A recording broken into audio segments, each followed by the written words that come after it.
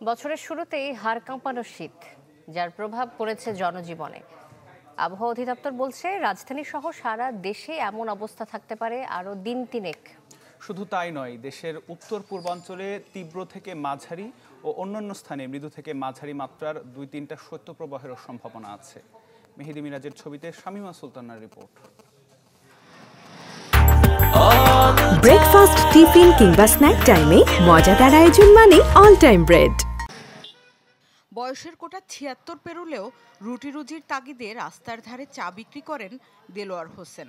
কনকনে হিমেল হাওয়া আর শীত কাবু করতে চাইলেও গরম কাপড় পেঁচিয়ে চালিয়ে যান ব্যবসাপাতি। আমাদেরকে তো খাবার দেবো না, কেউ কাজ করেই খেতে হবে, এই জন্য ঠান্ডার মধ্যে এসে বসে রয়েছে।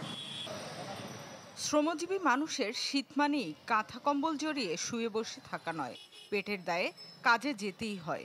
গরম কাপড় না থাকলে শার্ট একটার বদলে দুটো জড়িয়ে, কখনো বা মাফলার না পেলে গামছা মুড়িয়েই নেমে পড়েন পথে।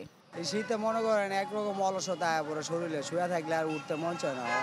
ঘরে খাতা নিয়ে শুয়ে থাকলে তো আর কাজ হবে না। শীতের জন্য গাড়ি ঘাট ঠিকমতো চলাতে পারছি না, মনে হাত পা টসে লাগতেছে শীতের জন্য। নাগরিক জীবনে শীতের উল্টো চিত্রও আছে। প্রকৃতিতে কুয়াশার চাদর ঘন হলে কারো কারো জীবনে আয়েশও বাড়ে। পিঠেপুলি খুঁজতে কিংবা হিমহিম ঠান্ডা উপভোগ করতে বেরিয়ে পড়েন পরিবার সহ। প্রতিদিনের তুলনায় আজকে অনেক বেশি। প্রতিদিন তো এমন না যে এত ঠান্ডা পড়েও না, আজকে তো রোদই ওঠে নাই। স্কুলে যাওয়ার সময় শীতের ভিতরে বাসায় বসে থাকলে কম্বলে থাকা লাগে, কিন্তু স্কুলে যাওয়ার সময় হেঁটে আসি, এভাবে শরীরটা একটু গরম হয়ে যায়। এদেশের প্রেক্ষিতে জানুয়ারি মাসকে বলা হয় বছরের শীতলতম মাস। সে হিসেবে বছরের শুরুতেই বেড়েছে কুয়াশা আর শীতল হাওয়া।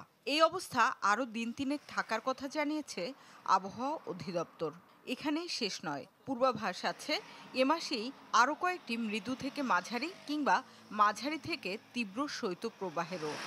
রাজশাহী, রংপুর এবং যশোর, কুষ্টিয়া এইসব জায়গায় তাপমাত্রা কম থাকে। এবছরও এইসব জায়গাতে তাপমাত্রা কম থাকবে, তবে দেশের দক্ষিণাঞ্চল তাপমাত্রা একটু বেশি থাকবে। বলেন ফেব্রুয়ারি মাসের শুরুতে ধীরে ধীরে বিদায় নেবে শীত।